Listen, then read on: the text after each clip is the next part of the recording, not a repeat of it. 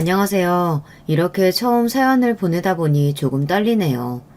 저는 여러분이 아실 만한 배달업체 회사에 다니고 있는 직장 여성입니다. 요즘 젊은 세대의 비혼으로 한국 사회 전체가 걱정이 참 많으시죠. 전 30대 초반 결혼하기 적당한 나이에 들어섰지만요.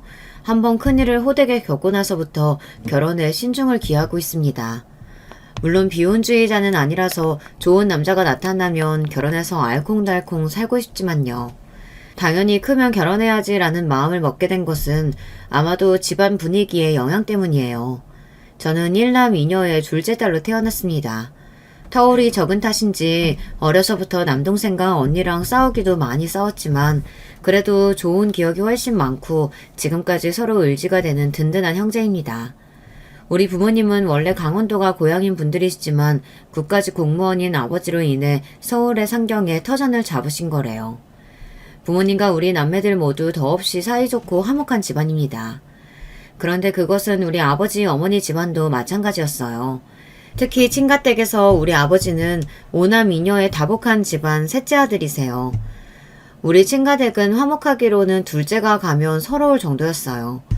서울에 있는 우리 집을 제외하고 대부분 강원도 속초에 사시는 분들이신데 우리 새남매는 어린 시절 방학마다 한 달씩은 속초 친가댁에 지냈었고 또 제 또래들의 사촌들도 많아서 함께 놀며 친하게 지냈었었죠. 그리고 그 관계는 성인이 된 지금까지도 이어졌습니다. 그렇다 보니 저처럼 다복한 가정에서 화목하게 잘 자란 그런 사람과 결혼했으면 하는 바람이 있었습니다. 저는 고등학생 때 한 번, 대학생 때 한 번씩 연애를 해본 역사가 있어요. 어려서 그런지 그 남자친구들과 결혼까지 생각해 본 적은 없었고 1년 정도 만나고 헤어지고 말았습니다. 그 이후 직장을 다니는 성인이 돼서도 남자친구 없이 혼자 지내려니 좀 외롭더군요. 심심하기도 하고 새해 계획으로 세웠던 운동을 시작해볼 마음으로 회사 근처에 유명한 헬스클럽에 등록하게 됩니다. 큰맘 먹고 비싼 수업료 내며 가능한 매일 빠지지 않고 헬스장을 다니기 시작했는데 자주 마주치는 한 남자가 있었어요. 보통 퇴근 후 늦은 시간이라 사람들이 많지 않은데 그 남자도 저와 비슷한 시간대에 나와서 자주 운동을 하더군요. 군살 하나 없는 근육질 몸에 남자라고 믿기 힘든 고운 피부를 가진 남자라 눈에 띄었습니다. 네, 솔직히 말하면 호감형 외모를 가진 그 남자에게 저도 모르게 끌렸는지 몰라요. 제 마음을 숨기지 못하고 은근히 슬쩍 눈길을 주다 보면 왜인지 그 남자도 저를 흘깃대는 느낌을 받았습니다. 하지만 한마디 말에 나눈 적 없는 어색한 사이였을 뿐이죠. 하루는 운동을 마치고 돌아가는 엘리베이터에 그 남자가 뒤늦게 타서 저와 그 단 둘만 있었어요. 비가 오는 날이라 그런 용기가 났을까요? 안녕하세요. 우리 같은 헬스장 멤버 맞죠? 몇 번 뵌 것 같아서요. 네. 저도 사실 그쪽 자주 본 기억이 있어서 인사할까 말까 하던 참이었어요. 그렇게 우리는 처음으로 인사를 나눴습니다. 엘리베이터가 1층에 도달해서 밖으로 나가보니 비가 퍼붓고 있는 거예요. 아, 어쩌지. 우산 없는데. 전 이렇게 난처해하고 있었는데 남자가 괜찮으시다면 댁 앞까지 제 차로 모셔다 드릴게요 라고 하는 겁니다. 낯선 남자의 호의라 평소 같으면 경계를 할 법도 한데 왜인지 그때는 저도 모르게 수락했어요. 저도 모르게 그 남자에게 호감이 꽤 있었나 봐요. 그렇게 함께 차를 타고 우리 집 앞에 내려주는 동안 대화를 해보니 남자가 말도 조근조근 잘하고 생각보다 부침성이 있는 성격이었어요. 그는 약사라는 전문직 종사자였고 똑똑한 남자의 차분한 말투가 저를 왠지 안정시키는 힘이 있었습니다. 그리고 친한 오빠 동생 사이로 헬스장에서 만나자며 서로 번호까지 교환했습니다. 그 뒤로 우리는 헬스장에서 끝나고 야식을 먹으며 점점 가까워졌어요. 누가 봐도 연인 사이 같았죠. 만나보니 이 오빠는 생각보다 즉흥적이고 재미있는 사람이었습니다. 어느 날 밤 갑자기 우리 집 앞에 와서 별을 보러 가자고 저를 차에 낚아태우고 강원도로 즉흥 드라이브를 갔어요. 하루는 헬스장에 와서 자기가 다쳤다며 보여주는데 발목을 조금 접질린 것을 갖고 제게 부축을 해달라 기대고 그 성화에 병원에도 매일 제가 데려다 주었습니다. 오빠지만 이런 모습은 오히려 막내 같은 구석이 있어 귀여워 보였죠. 그렇게 정이 쌓이던 우리는 결국 결혼을 약속했고 양가 부모님께 결혼을 허락받았습니다. 우리 부모님은 자가 집에 사시면서 연금 등 은퇴 준비를 잘 해놓으셨기 때문에 자식에게 기댈 일이 없는 분들이셨어요. 저도 평범한 직장인으로 결혼 자금을 잘 모아가면서 사는 여자였죠. 결혼할 예비 신랑은 약사인데 어릴 때부터 엄마의 강압으로 정말 열심히 공부해서 약대에까지 간 거라고 하더군요. 그리고 예비 시모 쪽 집안이 좀 잘 사는 편이고 아버지는 은퇴하신 교수님이라네요. 저는 내심 예비 신랑이 조건이 좋은 편이라 저와의 결혼을 그쪽 집에서 반대하시는 것은 아닐까 걱정했습니다. 내막을 잘 몰라도 예비 시댁 쪽은 결혼을 마지못해 허락해 주신 것 같았고 저를 두 손 들고 환영하시는 것 같지는 않은 느낌이었어요. 그래서 저는 미리 인사드릴 기회도 없이 상견례 자리에서 처음으로 예비 시부모님을 만날 수 있었습니다. 어찌 보면 양가 부모님들을 모시고 식사하는 자리일 뿐인데 제가 더욱 긴장되었어요. 하지만 예비 신랑은 긴장하지 말라고 제 어깨를 토닥이며 절 살펴주었습니다. 우리 부모님이 약속 시간보다 일찍 오셔서 이런저런 이야기를 나누고 있는데 이윽 후 예비 시부모님이 들어오셨습니다. 그리고 양가 부모님들은 서로 인사를 나누면서 어색해하면서 이상한 기류가 흐르기 시작했죠. 특히 어머님들끼리는 서로 보고도 잘 못 본 척 두 분 다 너무 긴장하신 것처럼 보였어요. 저는 엄마의 오른팔에 손을 대고 엄마 너무 긴장하지 마세요. 제가 있잖아요. 라고 속삭였어요. 하지만 엄마는 창백해 보이는 얼굴로 말씀하셨습니다. 제가 속이 좀 안 좋군요. 아무래도 체했던 모양인지 실례지만 잠시 화장실에 다녀오겠습니다. 그렇게 우리 엄마가 화장실에 가고 뒤이어 예비 시모도 손을 씻고 오겠다며 화장실로 가셨습니다. 아무래도 첫 달 결혼을 치르는 것보다 보니 저희 집사람 마음이 좀 불안정한 모양입니다. 방금까지는 멀쩡했는데 긴장을 좀 많이 한 것 같으니 너그러이 양해 좀 해주십시오. 그럼요, 물론이죠. 누구나 애지중지 키운 딸아이 떠나보내는 게 어디 쉬운 일이겠습니까? 저도 잘 알고 있습니다. 그럼 예민한 엄마들은 저렇게 두고 우리끼리 먼저 식전주나 하면서 앞날 얘기해볼까요? 이렇게 어머님들은 안 계실 동안 양가 아버님들은 약주를 곁들이시며 즐겁게 많은 이야기를 나누셨습니다. 몇 분 뒤 어머님들이 자리에 돌아오시고 함께 식사를 하며 조금씩 긴장은 풀려갔습니다. 이윽 후 조용하시던 예비 시모가 입을 열기 시작하셨죠. 저는 사람은 교양과 학식이 참 중요한 덕목이라고 생각합니다. 저부터 봐도 이 나이 먹도록 배움을 손에서 놓은 법이 없으니 말이죠.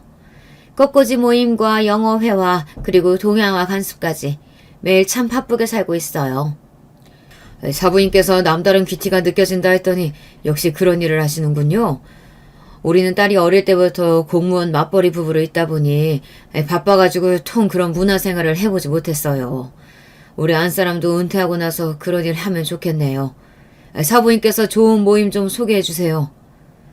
죄송합니다만 우리 모임은 개나 소나 들어있는 곳이 아니고 입단 심사가 아주 철저한 곳이라서요. 하기야 먹고 살기 바쁜 보통의 사람들이 이런 교양과 문화 양식 쌓을 시간이나 있겠어요. 제가 미처 다른 계급 사람들의 생활을 헤아리지 못했네요. 계급? 방금 우리 엄마를 개나 소라고 말한 거 맞아? 방금 시모의 말에 너무 어이없었던 전 제 귀를 의심하기까지 했습니다. 하지만 제 앞에 앉아있던 예비 신랑은 자기 엄마의 말실수를 아는지 모르는지 그저 싱글벙글하게 웃으면서 말을 거드는 겁니다. 아, 그러고 보니 엄마가 옛날에 영국으로 유학 몇 년 동안 다녀오셨다고 하지 않았었어요? 엄마가 다니신 학교가 영국 수도에 있었다지 아마? 그럼 엄마가 처녀 시절 거기 수도 잉글랜드에 있다 왔잖니. 참 그 유학 시절 생각하면 아주 좋았는데 말이다. 예비 시모의 말을 듣자마자 우리 모두 당황해서 마시던 음식과 물을 뱉을 뻔했어요.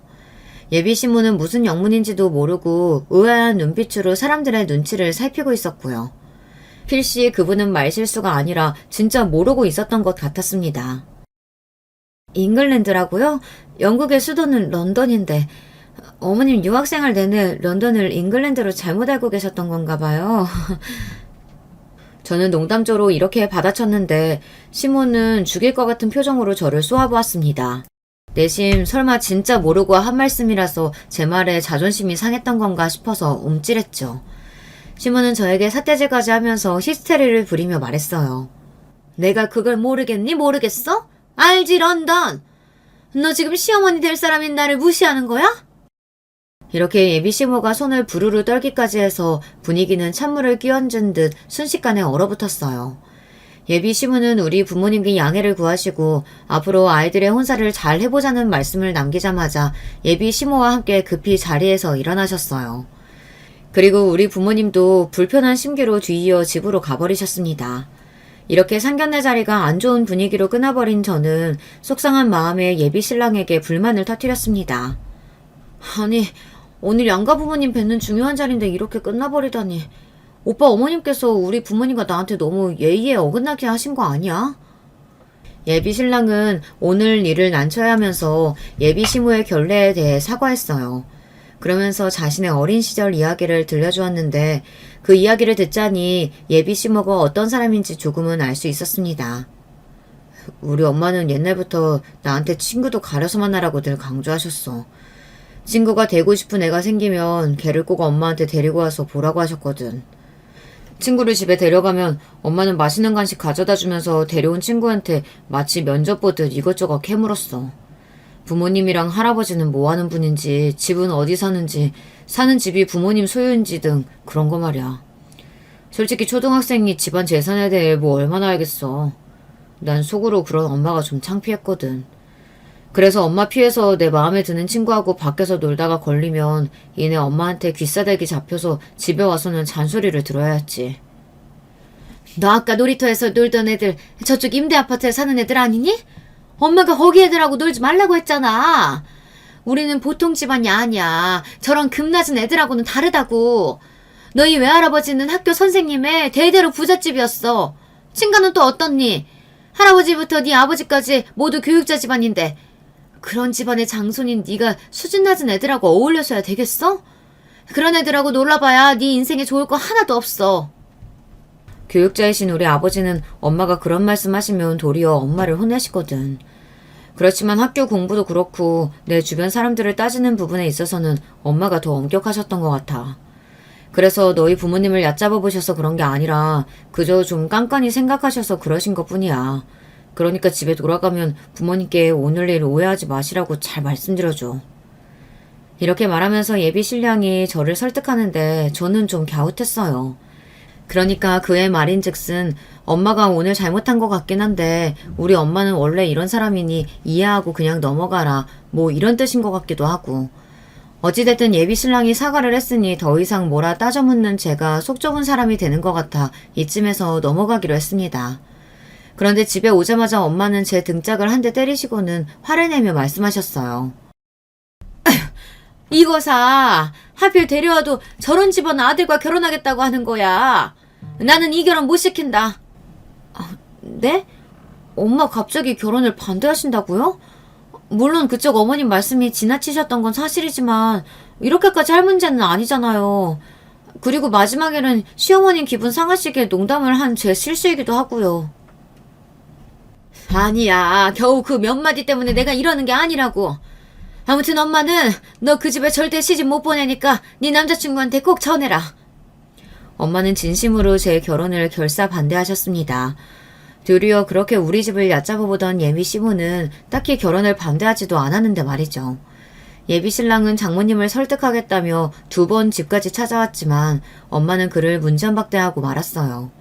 예상치 못하게 결혼 준비에 난항을 겪으니 안타까운 심정이었던 차에 저는 그만 갑자기 사고를 당하고 맙니다.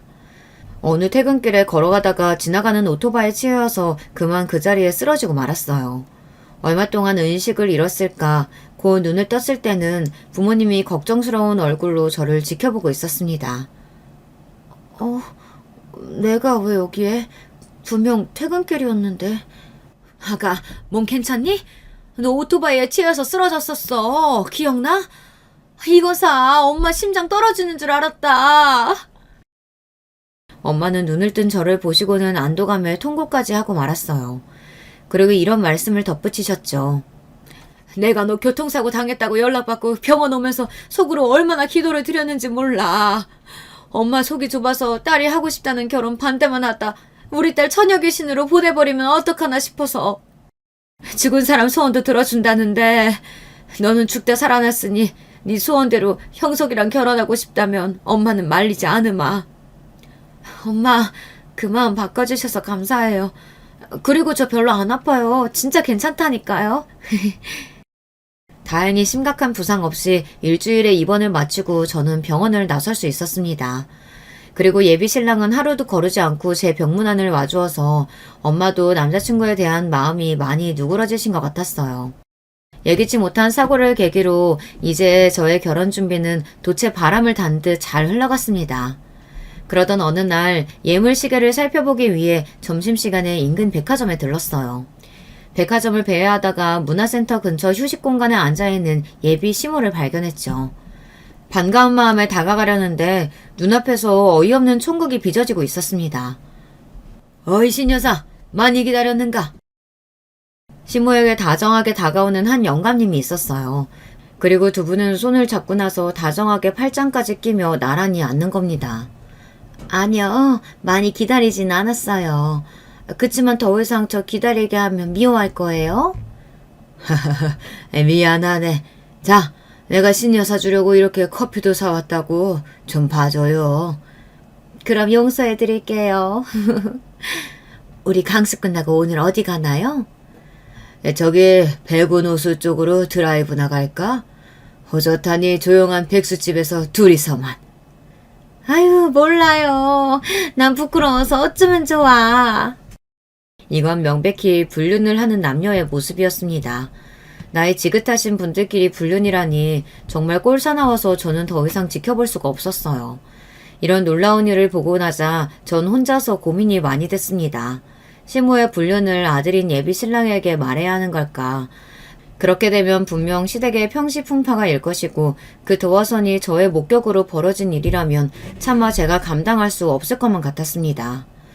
결국 고민 끝에 저는 한동안 오늘 본 것을 잊고 벙어리처럼 입을 다물기로 결정했습니다. 하지만 그 뒤로 교양 있는 척 내숭 떠는 예비 시모는 이제 위선자로 보이기 시작했어요. 앞으로 저는 예비 시모를 진심으로 존경하고 따르기는 어려울 것 같았습니다. 결혼 준비는 막바지에 이르러 저는 회사에 청첩장도 돌렸고 거의 모든 결혼 준비를 마치고 유부녀가 되기 직전에 이르렀어요. 예비 신랑이 마련한 신혼집에 먼저 이사를 오기로 해서 제가 혼수로 구입한 가전제품과 가구들을 사들이느라 매일 정신이 없었습니다. 앞으로 예비 신랑과 함께 살 집이라고 생각하니 왠지 애정이 생기는 거 있죠. 그러던 어느 날 예비 신랑이 본가에서 가져온 짐을 함께 정리해주던 차에 이상한 것을 발견했습니다. 예비 신랑의 고등학교 졸업 앨범인 줄 알고 펴보았더니 흑백 사진과 낯선 옛날 배경들, 이는 바로 예비 시모의 졸업 앨범이었던 것이었어요. 이 오래된 앨범 자기 게 아니었네? 어머님께 어쩌다 여기에? 그러게, 엄마 앨범이 잘못 딸려왔나 보다. 우리 심심한데 같이 한번 볼까? 복고적인 옛 느낌이 물씬 나는 졸업 앨범을 신기한 듯 들춰보다가 예비 시모의 젊은 모습을 발견하고 반가웠습니다. 그런데 시모와 같은 반 학생 중 낯익은 얼굴과 이름이 보였어요. 어떻게 이런 일이... 이 사람 우리 엄마야. 아무리 눈을 씻고 다시 봐도 분명히 젊은 우리 엄마였어요. 그러게? 이게 무슨 영문인지. 장모님이 어떻게 여기... 분명히 이 사람 장모님 맞지? 응, 맞아. 나도 어찌된 영문인지 전혀 모르겠는걸? 나중에 엄마한테 물어봐야겠다. 두 분이 같은 고향 같은 학교였다면 분명 상견례 자리에서 만났을 때 두 분이 서로 아는 체를 했어야 하는데, 그리고 더욱 이상한 것이 예비 시모는 서울 토박이 행사를 해왔거든요. 예비 신랑도 그렇게 알고 있고요. 하지만 예비 시모의 졸업 앨범은 분명 엄마가 나온 청주의 한 고등학교 앨범이었습니다. 결혼하기 전부터 예비 시모의 바람 현장부터 의문의 고교 졸업 앨범까지 석엽지 않은 구석이 자꾸 보이니 저는 점점 그분을 신뢰하지 못했습니다. 앞으로 오랫동안 가족으로 인연을 맺어야 하는데 벌써 예비 시모에 대한 부정적인 생각만 더해지니 참 걱정이 되더군요. 그렇지만 벌어질 일은 벌어지는 법, 저의 결혼식 날이 밝아왔습니다. 겪어보니 결혼식이라는 것이 참 정신없고 힘든 것이더라고요. 제가 두 번 다시 하고 싶지 않은 일이었습니다. 치렁치렁 긴 드레스에 굽 높은 구두로 다니는 것도 힘겨운데 오시는 손님마다 인사를 드리느라 숨 쉬는 것도 까먹을 지경이었어요. 그래도 아무 탈 없이 결혼식을 잘 치르고 나서 우리 부부는 신혼여행지인 발리에 도착했죠. 가벼운 마음으로 발리의 호텔에 도착해서 저는 우리 부모님께 그리고 남편의 시댁에 각자 안부 인사를 드리기로 했습니다. 아빠, 저 신혼여행 잘 도착했어요. 결혼식 끝나고 뭐 하고 계셨어요? 잘 도착했다니까 다행이구나. 재밌게 놀다 오렴. 오늘 네 결혼식 보려고 일가 친척분들 다 상경해 하셨지 않니? 그대로 보내드리기 아쉬워서 우리 집에 모시고 잔치 열고 있다. 그러니까 아빠 바쁘니까 나중에 또 연락하자꾸나. 그리고 아니다. 끊자. 그런데 저보다 먼저 통화를 끝마치고 온 남편의 표정이 어딘지 어두웠어요. 전화하고 와서 왜 그래? 시댁에 무슨 안 좋은 일이라도 있었어? 아니야, 무슨 일은. 우리 그럼 바다부터 가볼까? 그렇게 즐거운 신혼여행을 보내고 우리나라 관습에 따라 귀국하자마자 친정집에 먼저 방문했습니다. 그리고 부모님과 신혼여행에서 있었던 일을 이야기하며 재미있게 보내고 있었는데요. 갑자기 엄마가 저랑 단둘이 부엌에 있을 때 한 가지 사건을 일러주었어요. 결혼식 필요해서 아빠랑 엄마가 좀 언짢은 일이 있었어. 너 그거 몰랐지? 저는 몰랐다며 엄마에게 무슨 일인지 물어보았죠. 필요 현장에 너희 둘째 큰아버지가 약간 치기가 올라서 다니시다 그만 안 싸던 애 한복에 와인을 좀 쏟고 말았던 거야. 큰아버지가 바로 안 싸던 애에게 사과를 공손히 드렸는데 글쎄 너희 시모가 하는 말이 내가 이래서 수준 낮은 집안과는 혼사 안 해야 하는 건데 아이씨. 시모보다 연배가 훨씬 위인 큰아버지 사과도 받지 않고 이렇게 신경질적인 말만 남기고 필요 현장을 나가버리더구나. 너희 아버지는 놀라서 둘째 큰아버지께 너희 시모 대신해서 몇 번이나 사죄드렸어. 물론 둘째 큰아버지는 멋쩍게 웃으시면서 괜찮다고 하셨지만 우리가 얼굴이 화끈했었구나. 결혼식이라는 게 원래 잔치잖아요. 많은 하객분들이 참석해 주셔서 흥겹게 놀고 대화하는 것 자체가 결혼하는 부부에 대한 축하라고 생각해요. 그런데 고작 이런 일을 가지고 예비 시모가 트집을 잡을 줄은 꿈에도 몰랐습니다. 시모의 황당한 처사에 시끌벅적하던 우리 친척분들의 자리는 그 이후 분위기가 가라앉고 말았기 때문에 부모님께서 우리 집에서 따로 좋은 자리를 마련하셨다는 것이었어요. 저는 이런 사건을 뒤늦게서야 듣고 나서 가만히 있을 수가 없었습니다.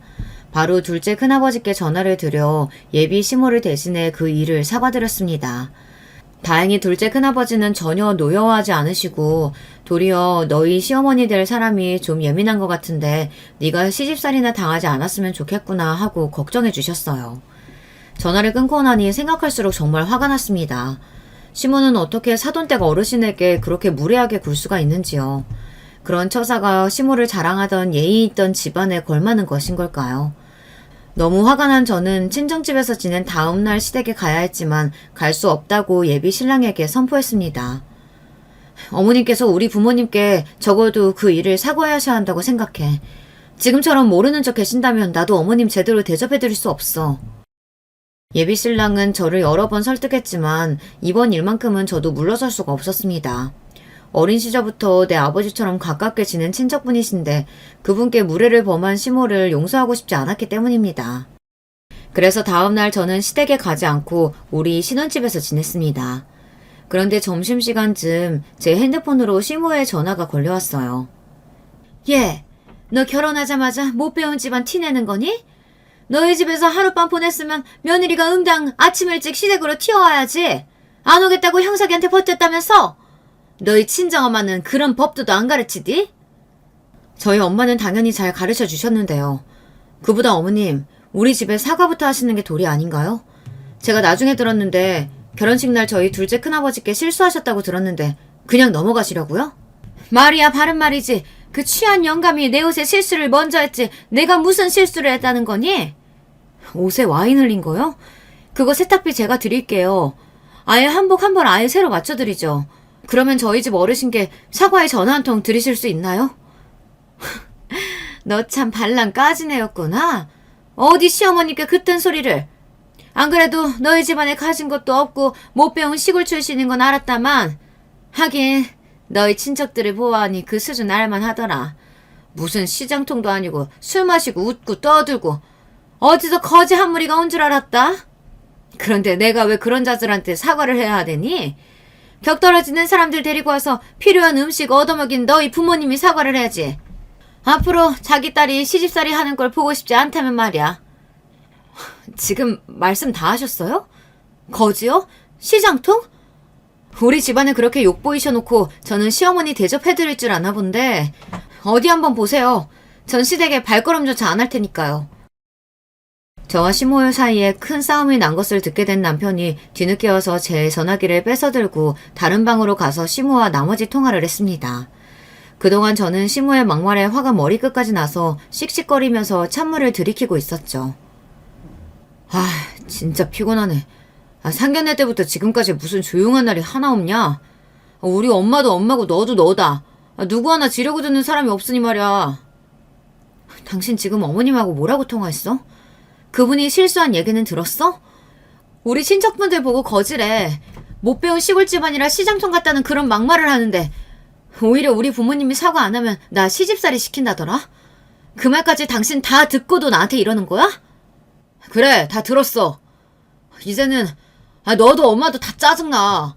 이렇게 계속 두 여자 사이에서 나만 중간에 껴서 어떻게 사냐? 피곤하다 피곤해. 남편은 이렇게 제게 짜증을 낸 뒤 차키를 가지고 집에서 나가버렸습니다. 우리의 신혼생활이 초장부터 이렇게 험난해서야 앞으로 어떻게 살아가야 할지.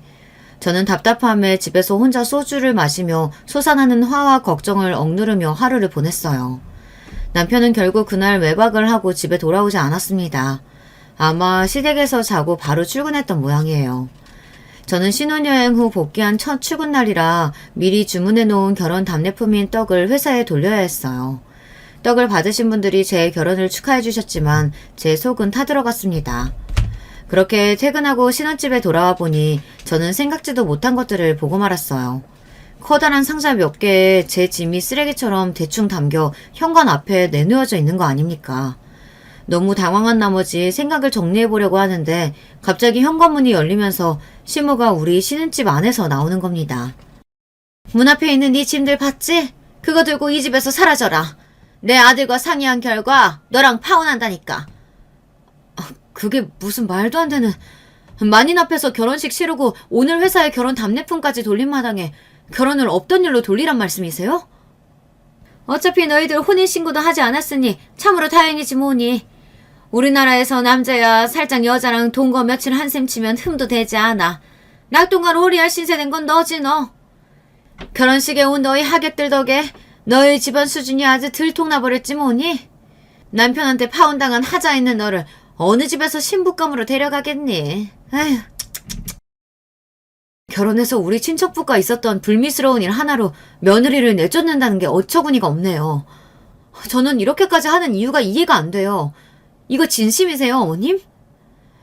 애초에 천한 시골 집안 딸과 혼약을 맺는 게 아니었는데 이제야 후회가 돼서다. 내 아들에게는 잘 이야기해 놓았으니까 넌 그냥 맨몸으로 나가. 이렇게 제가 내쫓기는 상황이 너무 억울했지만 문을 닫고 들어가 버리는 시모에게 저는 할 수 있는 일이 없었어요. 체념하는 마음으로 문 앞에 가벼운 짐 몇 개만 들고 일단 친정집으로 갔습니다. 이미 눈물로 얼굴이 흠뻑 젖은 채로 친정집 앞에 서 있는 저를 보고 엄마는 당황하셔서 제게 어찌된 일인지 물으셨어요. 엄마, 나 시모가 신혼집에서 쫓아냈어요. 결혼하자마자 시모가 결혼식 때 온 우리 친척들 수준 떨어진다고 천한 집안이라며 욕하고 파혼시키겠다네요. 이렇게 친정엄마에게 그동안의 일을 모두 털어놓으니 친정엄마는 화가 폭발하고 마셨습니다. 아니 그 더러운 년이 내가 제 비밀도 덮어주고 겨우 저희 아들하고 결혼도 허락해줬더니 뭐? 제가 도리어 파혼을 하겠다고 해? 우리 고경 동창생들은 그 년이 어떤 년인지 다 알고 있어. 세상에나 마상에나 어머니가 들려준 시모의 충격적인 이야기는 그 뒤로도 한참 이어졌습니다. 너 상견례 일 기억나니? 사실 우리는 고교 동창으로 서로 아는 사이란다. 엄마가 네 시모 처음 보자마자 아주 당황해서 화장실로 가버렸잖아. 하지만 곧바로 네 시모가 나를 화장실까지 따라왔더구나. 그리고 나한테 협박했지. 우리 서로 모른 척 하자고. 지난 시절에 대해 또 과거의 자신에 대해 아는 티 조금이라고 낸다면 네 딸 평생 괴롭혀주겠다고 말이야. 사실 네 시모는 그럴 수밖에 없는 아주 비밀스러운 사정이 있었어. 청주의 고등학교에서 엄마는 공부를 잘하고 반장을 도맡아 하던 모범생이었는데 같은 반에 늘 골칫거리인 날라리 여학생이 하나 있었고 그게 바로 시모였던 것입니다. 시모는 동급생을 괴롭히고 돈을 빼앗고 다니는 날라리, 문제아로 유명했어요. 그런데 졸업하고 나서 소식이 끊겨서 알고 보니 시모의 아버지가 갑작스러운 돈벼락을 맞아 바로 서울로 상경했다는 것이었습니다. 동네 어른들 말로는 갖고 있던 선산이랑 과수원 땅이 개발업자에게 비싸게 팔렸다고 하고 정확한 내막은 모르겠지만요. 그 이후 시모는 자기 집안을 신분 세탁했던 것입니다. 청주 시골 출신 날라리가 하루아침에 돈 많은 집안에서 가정교육 잘 받고 자란 현숙한 여인인 것처럼 행세하고 다녔겠죠. 그리고 이 거짓된 이미지로 속여 교수인 시보를 중매로 만나 결혼했던 것입니다. 시부의 어머님은 교양과 인성을 중요시하시는 분이었고 아무리 시모가 그분의 입맛에 맞춰 연기를 해보았지만 진즉 눈밖에 나버렸다는군요. 그리고 친정엄마는 놀라운 이야기를 덧붙였습니다. 그래, 가난했던 시골뜨기가 돈 많아져서 그 정도 신분 세탁한 것까진 이해해. 하지만 너희 시모는 고등학교 때 이미 남자친구가 있었고 그 애와 임신까지 했었다는 소문이 돌아단다. 그런 여자애에게서 낳은 아들을 내 사위로 받아들여야 했을 때 이 엄마 심정이 어땠겠니? 엄마는 이 엄청난 시모의 비밀을 털어놓고 나서 저를 껴안고 얼마나 우셨는지 모릅니다. 저는 이 시모의 끔찍한 과거를 듣고서 가만히 손 놓고 있을 수 없었습니다. 다음날 남편에게 전화를 걸었어요. 어제 내가 우리 집에서 당신 어머님한테 쫓겨난 거 알고 있지? 당신도 나랑 파혼하고 싶은 건지 진심이 궁금해. 나는 아직 잘 모르겠어. 너를 사랑하는데 앞으로 엄마랑 너 사이에서 너무 힘들 것만 같아서 고민이 돼서 말이야. 그래, 그렇구나. 내가 전화를 한 이유는 당신과 파혼을 막고 싶어서가 아니야. 그래도 한때 사랑했던 남자를 위해 진실을 마주할 기회를 주고 싶어서지. 신혼집에서 시무의 졸업사진 일 기억나? 당신의 엄마가 진짜 어떤 사람인지 궁금하지 않아? 의아해하는 남편에게 저는 진실을 알고 싶다면 내일 청주의 어떤 시골 마을회관 앞으로 오라고 말하며 일방적으로 전화를 끊었습니다. 그리고 저는 친정엄마와 함께 외가 고향인 청주를 찾아 그곳에서 남편을 만났죠. 남편은 장모님까지 함께 계신 탓에 상당히 어색해했지만 저는 이에 아랑곳하지 않고 마을회관 안으로 데려갔습니다. 친정엄마가 어릴 적부터 마을에 계셨던 동네 어르신 한 분을 붙잡고 이야기했어요. 어르신, 안녕하셨어요? 여기 이 사진에 있는 이 여자애 누군지 기억하세요? 저는 시모의 졸업앨범 사진을 어르신께 보여드렸습니다. 어디... 이 환양년? 기억나고 말고 우리 동네 남자애들 죄다 후리고 다니는 천한 여자애였는데 어느 날 저희 애비가 땅 팔고 부자 돼서 이 동네 떠났잖여. 그럼 나도 알지. 이름이 진숙이었지. 그 애가 고등학생일 때 남자애들하고 어울려 다니고 임신까지 했다가 애 떼었다는 소문도 있었잖아. 그런 애가 서울 간 뒤로 소식을 한 통 못 들었네. 그런 애가 어찌 살고 있는가 모르겠네. 어르신들의 말을 들은 남편은 얼마나 놀랐는지 벙어리가 된 채 가만히 있었습니다. 입을 벌리고 눈이 튀어나올 것 같이 해선 한동안 멍하니 서 있었어요. 자, 어떤가? 자네 엄마가 어떤 사람인지 이제야 알겠나? 나도 그 증인일세. 상견례 날 고교 동창인 우리가 그 자리에서 얼마나 서로에게 놀라 기염했는지 모를 걸세. 그런데 자네 엄마가 나를 협박했다네. 자기 비밀 까발리면 내 딸을 죽을 때까지 괴롭히겠다면서 말이야. 그래서 그 모든 비밀 안고 내가 참아주었거늘 누가 누구한테 파혼을 한단 겐가? 이런 콩가루 집안의 자식인 자네는 이미 내 딸의 남편이 될 자격이 없네.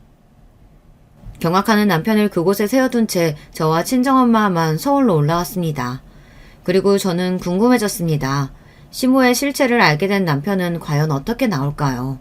상황이 궁금해진 저는 떠보기 위해 시모에게 전화를 걸었습니다. 제 짐 상당수가 아직 그 집에 있어서 조만간 가지러 가겠습니다. 그리고 내 혼수는 어쩌려고요? 그것까지 꿀꺽하시면 안 되죠. 시가로 계산해서 돈으로 돌려주세요. 웃기지도 않을 계집애가 어디서 돈을 달라 말아야? 그래, 너희가 좀 거지같이 구는 집안이니까 돈 받는 내가 달라는 대로 주마. 그러면 앞으로 나한테나 우리 아들한테나 연 끊는 거다? 그건 그렇고 집에 무슨 일 없어요? 형석 씨가 어머니께 무슨 말 안 하던가요? 시몬은 영문을 몰라 하면서 저에게 막말을 퍼붓고 전화를 끊어버렸습니다. 그리고 전 알게 되었죠. 남편은 자기 어머니의 추악한 실체를 혼자만 가슴에 안고 묻어두려고 했던 것입니다. 저는 남편에게 실망감이 컸습니다. 그동안 파혼했다는 말은 시모에게서만 들었을 뿐 남편은 가타부타 말이 없었고 우리는 별거를 한 채 애매한 사이로 있었어요. 하지만 그런 진실을 마주하고도 얄궂은 가정의 평화를 지키겠다고 덮어버리는 남편은 제가 바라던 남자가 아님을 깨닫게 되었습니다. 저는 남편과 파혼하기로 결심하고 다음 일을 벌이기 시작했어요. 제가 백화점에서 목격했던 시모의 불륜함을 찾아가기 위해 시모와 노닥거리던 그 자리에서 기다리고 있었습니다. 마침 그 영감님이 혼자 문화센터로 걸어 들어오고 있었고 저는 그분께 인사를 건넸죠. 안녕하세요, 영감님. 아가씨는 누구신가? 제 소개드리자면 저는 신진숙 여사님의 며느리 되는 사람입니다. 긴히 드릴 말씀이 있어서 그러는데 잠시 저기 카페에서 말씀 좀 나누실까요? 갑작스러운 제 등장에 당황해하는 영감님을 모시고 카페에 가서 이렇게 말했습니다. 영감님, 아주 점잖고 학식 있어 보이는 분이 그러시면 곤란하죠. 아니, 그게 무슨 말인가? 우리 시어머님은 건강하게 잘 살아있는 교수 남편도 있지 아들 며느리 다 있는 유부녀라고요. 그런데 가정에 있는 여자를 꼬셔서 연애까지. 아휴, 남사스러워라. 그건 사실이 아니야. 신 여사는 5년 전에 남편 상처한 과부라고 소개했다고. 자식도 없는 홀몸이라 그러면서 내게 먼저 접근한 게 바로 그 여자야. 네? 뭐라고요? 이상하네요. 우리 어머님 말씀하고는 완전히 반대인데요. 아무래도 진실을 알기 위해 어머니랑 같이 다 같이 모여서 대화를 나누시죠. 좋아. 내가 청렴한 공무원 생활만 30년 하고 퇴직한 사람인데 내 명예를 위해서라도 신 여사에게 속아서 넘어갔다는 거 증명하고 말겠네. 그리고 저는 시댁 주소를 영감님께 드리고 주말 저녁 6시에 집에서 만나기로 약속했습니다. 아마도 그 영감님은 그 시간에 시댁으로 분명히 나올 것이라는 걸 알 수 있었습니다. 자신을 속인 시모에 대한 배신감으로 이미 화가 잔뜩 나 있는 영감님을 보았으니 말이에요.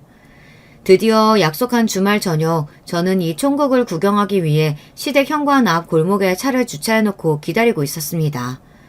이윽 후 그 영감님이 입술을 앙 다문 채로 시댁 앞으로 찾아와 현관벨을 눌렀습니다. 신여사 나와! 과부라고 속이면서까지 나를 꼬신 이 여우 같은 년! 이 놀라운 얘기에 집에 있던 시모는 물론 시부와 남편 모두 현관 앞에 나와 영감님과 마주했어요. 시모는 영감님을 보고 사시나무 떨듯 하고선 어디론가 도망치려 했어요. 하지만 저는 그 앞을 막아서서 이 불륜 막장극의 주연인 어머님이 여기에 계셔야죠 하고 붙잡아 두었습니다. 당신 누구길래 이 무슨 말도 안 되는 행패를 부리는 게요? 신여사라 함은 지금 내 아내를 말하는 건가요? 그렇소. 당신이 남편인 모양이구먼. 당신 안사람 관리 단디하쇼. 저 여자는 나랑 영화회화 문화센터에서 만난 사이인데 먼저 내게 접근했소. 5년 전 남편 일은 자식 하나 없는 과부라고 하면서 말이오. 그래서 나도 10년 전에 아내 상처한 몸이라 같이 연애해온 건데 유부녀였다니. 나도 공직생활까지 한 몸인데 저 여자 때문에 내 꼴이 이게 뭐란 말이오? 시부는 이 믿을 수 없는 이야기에 놀라 시모를 바라봤습니다. 아니요. 나는 저런 영감탱이 알지도 못해요. 이건 모함이에요. 죄송하지만 제가 바로 그 증인이자 목격자입니다. 결혼 전 모 백화점 문화센터 앞에서 두 분 보았어요. 누가 봐도 다정한 연인관계셨고 시모는 저 영감님은 물론 문화센터에 다니시는 모든 분들에게 자신이 유부녀라는 사실을 숨겼더군요. 영감님 말씀은 전적으로 사실입니다. 영감님은 고래고래 소리를 지르고 시모에게 복수하겠다며 행패까지 부리셔서 결국 경찰까지 부르고야 말았습니다. 그 일로 시댁 사람들 모두 소문이 퍼져 동네 체면이 말이 아니었죠. 그리고 남편은 하는 수 없이 자신이 알게 된 시모의 과거를 모두 자기 아버지에게 털어놓는 것 같더군요. 결국 시부는 시모에게 이혼하자고 했고 시모는 이혼할 수 없다며 버텼습니다. 모양 빠지게도 결국 시부는 법으로 황혼 이혼 소송을 시모에게 청구하고 말았습니다. 뿐만 아니라 시모는 그날로 시댁에서 쫓겨났고 남편도 시모를 신혼집으로 오지 못하게 비밀번호까지 바꿔버렸다고 합니다. 시모에게 진절머리가 난 시부와 남편은 시모와 모든 연락과 왕래를 끊어버려서 시모는 오갈 데 없는 신세가 되어버리고 말았다네요. 말년에 외로운 기러기 신세가 된 시모는 허구한 날 밤이면 밤마다 술에 취해 제게 전화를 합니다. 이게 다 너 때문이야. 네가 들어와서 화근이야. 친정엄마부터 너까지 왜 내 비단 꽃길 인생에 끼어들어서 망치고 난리야. 그때 너한테만 안 들켰으면 내가 이렇게 되진 않았을 것을. 저에게 원망이나 해대며 하소연을 늘어놓는 시모의 전화를 더 이상 받지 말고 차단해야겠다 싶었어요. 저렇게 아직도 정신 못 차리고 있으니 자기 가족에게서 한순간에 외면당하고 만개죠. 개판 5분 전인 시댁의 사건들이 잠잠해지고 나서 저는 주변을 정리하기 시작했습니다. 제 결혼식에 와주셨던 하객분들께 핸드폰 문자로 파혼 사실을 알려야 했어요. 귀한 시간 내주셔서 제 결혼식을 빛내주신 하객 여러분께 송구한 말씀 드립니다. 제 결혼식은 아쉽지만 좋은 결말을 내지 못했습니다. 배우자 집안에는 묵인할 수 없는 비도덕적 사실이 있었음을 뒤늦게 발견하고 조금이라도 젊은 나이에 서로 갈 길을 가기로 정했으니까요. 보내주신 축의금은 계좌번호를 알려주시면 즉시 돌려드리도록 하겠습니다. 그렇지만 제 문자를 받으신 모든 분들은 파혼 소식을 안타까워하며 위로의 연락을 주셨습니다. 축의금을 돌려받겠다고 계좌번호를 주신 분은 단 한 분도 계시지 않았어요. 또 저는 시모에게 준 예단비와 혼수 비용을 돌려받고자 오랜만에 남편에게 연락했습니다. 너 주변 분들에게 파혼 사실을 다 알렸더라. 너무 성급한 거 아니야? 나는 너한테 파혼하겠다는 말을 한 적이 없어. 우리 엄마만 그런 거지. 당장 파혼 취소하고 신혼집으로 돌아와. 내가 시모에게 아무 잘못 없이 내쫓기고 나서 2달의 시간이 흐르는 동안 당신은 단 한 번도 나를 잡아준 적이 없어. 그런 사람을 남편으로서 평생을 믿고 의지하라고? 당신 어머님한테 드린 예단비 1,000만 원과 혼수품 2,000만 원, 총 3,000만 원 내 계좌로 입금해주면 좋겠어. 내가 당신한테 할 이야긴 그것뿐이야. 그런 돈은 얼마든지 줄 수 있어. 하지만 이제 난 엄마와 절연했다고. 우리 사이에 장애물은 없으니까 이제 우리 같이 잘 살 수 있잖아. 있잖아. 나는 그런 여자에게서 나온 당신이 이제 추하게 보여. 당신 집안은 겉으로만 번지르르 할 뿐 아무것도 없는 빈 껍데기고 당신도 책임감 하나 없는 마마보이라는 걸 그 위기 상황에서 알게 됐어. 그냥 우리 깔끔하게 갈라서자. 그렇게 매몰차게 전 남편의 합가를 거절하고 저는 파혼녀의 길을 택하게 된 것입니다. 이제 저에게는 파혼녀라는 꼬리표가 생겨버렸습니다. 회사에서나 제 동창들, 친구들 사이에서 제 파혼 사연은 아주 유명해지고 말았죠. 가끔은 그 사실이 저를 괴롭히고 있지만 그래도 그때 그런 집안에서 자란 남자와 갈라선 일을 후회하진 않습니다. 그런데 제 파혼 소식에 괜히 마음 아파하는 분이 한 분 계셨어요. 바로 우리 둘째 큰아버지께서 자신의 실수로 사돈댁과 불화가 생겨 파혼까지 간 것 아니겠냐며 속상해 하신다는 소식을 들었습니다. 저는 아버지와 함께 큰아버지를 찾아뵙고 그 마음을 풀어드렸습니다. 다행히 큰아버지가 안도하시는 모습을 보고야 아버지와 서울로 올라가면서 그랬어요. 아빠, 가끔은 그렇게 형석 씨와 헤어진 게 아쉬웠지만 오늘 전 느꼈어요. 진정한 가족이 많은 우리 집이 참 부잣집이라고요. 나를 걱정하고 위해주시는 분들이 이렇게나 많으니 얼마나 행복한 일이에요. 우리 딸이 안 좋은 일 겪더니 속이 다 여물었네. 그럼 너희 시댁 같은 집안 사람들이 가족으로 엮이지 않는 것은 우리 조상신이 도왔다고 생각한다. 오히려 네 파혼 축하식 올려야겠어. 아버지는 딸의 파혼으로 마음고생이 심하실 텐데 도리어 제 걱정에 이렇게 농담까지 하시는 것 있죠. 뒤에 소식을 들어보니 시모는 자신을 속이고 만난 영감님에게 한동안 호되게 괴롭힘을 당하느라 고생을 했다고 합니다. 그리고 원래 활동하던 모임에 시모의 실체에 대한 소문이 파다하게 퍼져서 얼굴을 들고 다닐 수 없었겠죠. 그리고 시부가 한 황혼 이혼 소송으로 시모의 사기 결혼이 인정되어 결국 두 분은 법적으로 남남이 되었다고 합니다. 이른이 다 된 연세에 호적관계가 뭐 그리 중요하겠습니까? 더 중요한 것은 남편과 아들, 온 가족이 시모와 절연했다는 사실이겠죠. 하지만 어디 집 하나 구해서 혼자 살면서 시모는 그 버릇을 버리지 못한 것 같습니다. 새로 이사간 지역에서도 또 영감님들을 꼬시고 다니다가 그 마누라에게 걸려서 아주 된통 당했다니 말이에요. 시모는 머리털이 죄에 다 뽑히고 심지어 집 앞 현관에 오물까지 투척당했다고 합니다. 상견례 자리에서 자기 집안 자랑에 돈 자랑에 그렇게나 거만 떨던 시모가 그런 일을 당했다니 상상만 해도 통쾌했어요. 아무리 하루아침에 벼락부자가 된다 한들 그 인성과 됨됨이는 어디 가지 못하는 모양입니다. 그래서 저는 이번 일로 참 많은 것을 배웠습니다. 사람은 조건이나 부유함보다는 인성이 무엇보다 중요하다는 것을요.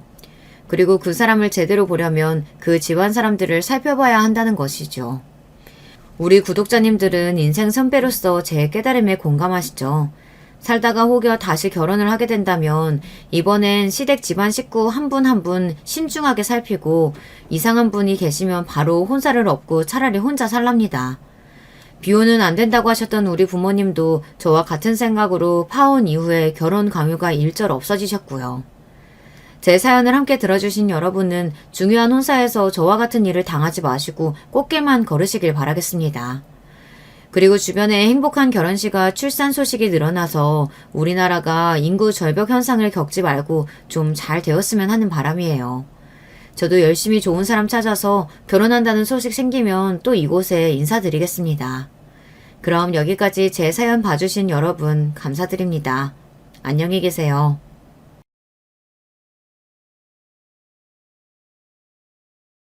안녕하세요, 여러분. 반갑습니다. 저는 서울 사는 50대 여성입니다. 오늘은 제가 여러분께 들려드리고 싶은 얘기가 있어 제보하게 되었어요. 주변에 얘기했더니 제 인생이 마치 드라마 같다고 하더라고요. 제가 생각해도 이게 과연 있을 수 있는 얘기인가 싶어요. 그래서 혼자만 알고 있기 아까워서 제보하게 되었습니다. 여러분도 끝까지 재밌게 들어주세요.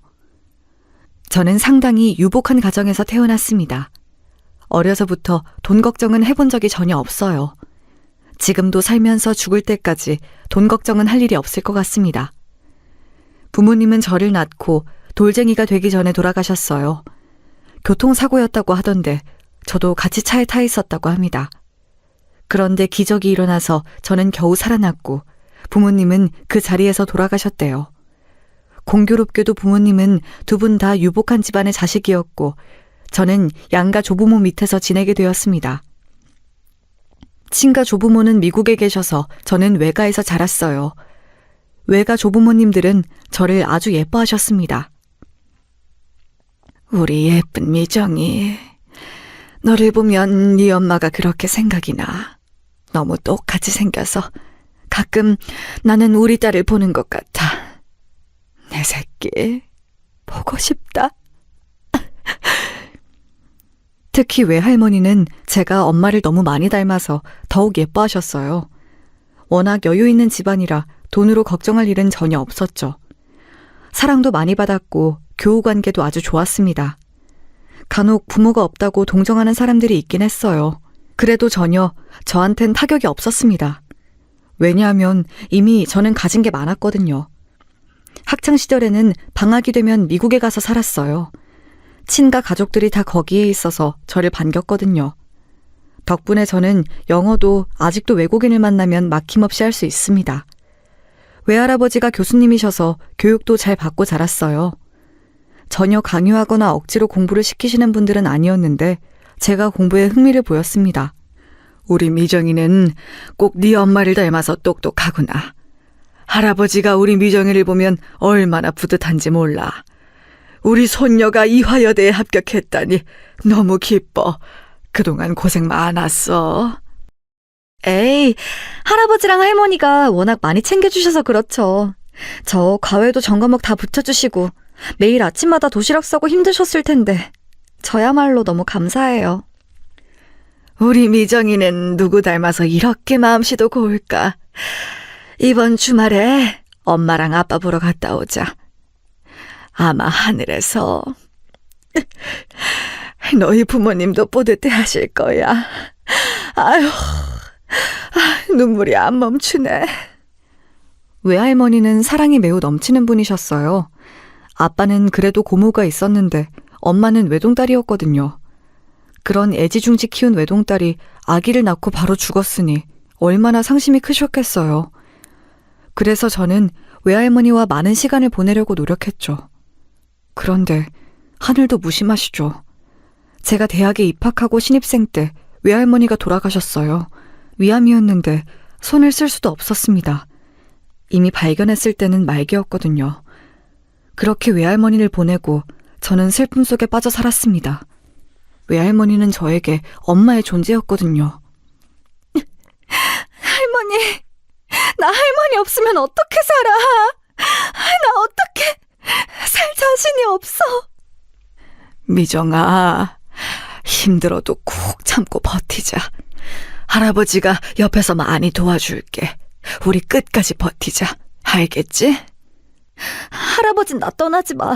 할아버진 제발 오래 살아서 내 옆에 있어줘, 제발. 그런 걱정하지 마. 할아버지는 절대 우리 미정이 곁을 떠나지 않을 거야. 오히려 너무 붙어 있어서 미정이 네가 싫을 텐데. 외할머니가 돌아가시고 저와 외할아버지는 서로 시간을 더 많이 보냈어요. 제가 워낙 상심이 커서 학교까지 휴학하고 집에만 있었거든요. 심지어 미국에도 가지 않고 방에만 틀어박혀 있었죠. 외할아버지는 그런 제가 안쓰러웠나 봐요. 어느 날 저를 억지로 거실로 나오게 해서 나갔더니 저는 깜짝 놀라고 말았어요. 안녕하세요. 처음 뵙겠습니다. 저는 이창석이라고 합니다. 얘기 많이 들었습니다. 만나서 반가워요. 미정 씨라고 하셨죠? 할아버지, 이분은 누구세요? 왜 우리 집에? 미정아, 너무 집에만 있어도 좋지 않아. 이 할애비가 우리 손녀딸이 걱정돼서 주변에 수소문했어. 괜찮은 청년이니까 한번 만나봐. 외할아버지는 옛날 분이라 결혼을 꼭 해야 한다는 분이셨어요. 제가 방에서 나오질 않으니 주변에 물어봐서 제일 잘생기고 키도 큰 재벌집 아들을 데려온 거였습니다. 외할아버지의 방법은 효과적이었어요. 창석 오빠는 저를 방에서 꺼내 서울 여기저기를 구경시켜 주었습니다. 외할머니가 떠나고 어디 정착할 곳이 없었던 저는 그런 창석 오빠에게 마음을 주고 말았어요.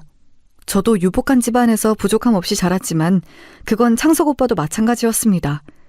그래서 좋다고 하는 서울의 레스토랑은 빠짐없이 가보았어요. 그리고 그렇게 우리는 자연스럽게 결혼까지 하게 되었습니다.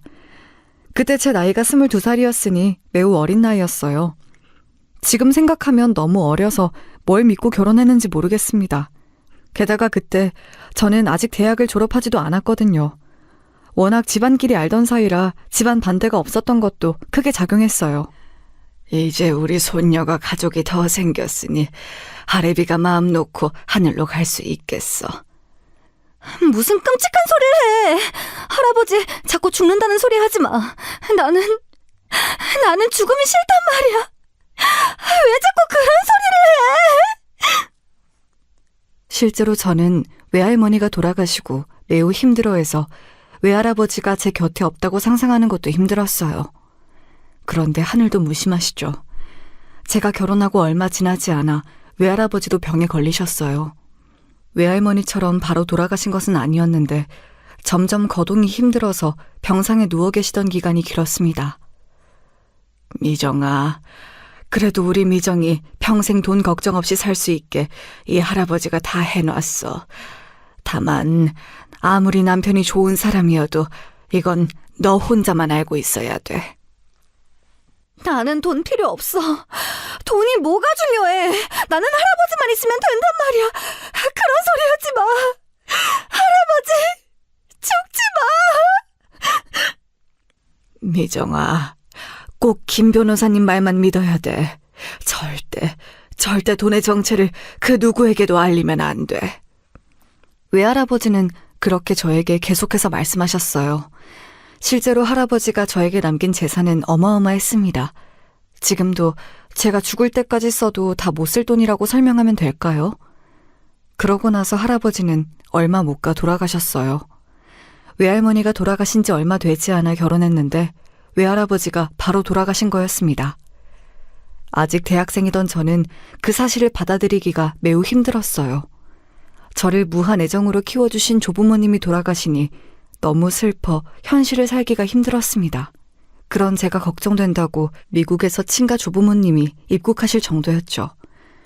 그런데 제가 더 힘들었던 것은 바로 남편과 시댁의 태도였어요. 아가, 듣기로 네가 상속받은 재산이 꽤 있다고 하던데 아직 어려서 돈 관리가 쉽지 않을 거야. 우린 이제 가족이니까 믿고 맡기는 거 어떠니? 절대 돈이 줄어들진 않을 거야. 아니요, 괜찮아요.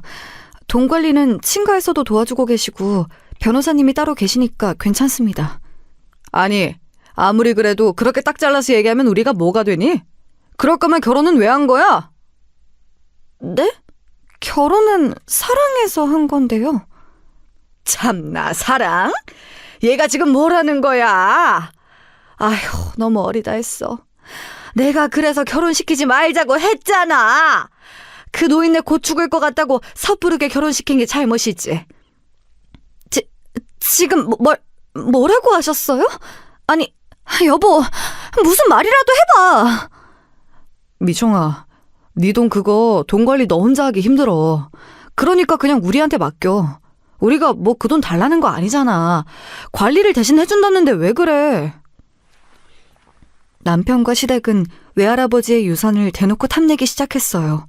제가 아무리 어려도 성인이었는데 저 속셈을 모를 리가 없었습니다.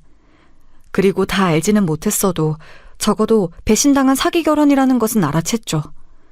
믿기 힘들었지만 정신을 똑바로 차리려고 노력했어요. 변호사님에게 전화를 걸어 사실을 알렸고 곧바로 친가 조부모님께도 상황을 알렸습니다. 아니, 이게 무슨 일이니? 너무 속상해. 하늘로 가신 지 얼마나 됐다고. 아휴. 그래도 미정아, 이런 관계는 빨리 끊는 게 너한테 이득이란다. 이혼하자. 이혼이요? 저도 이런 집하고 더 엮이기 싫은 것은 맞아요. 그런데 이혼하면 저 혼자잖아요. 외로움이 무서워요.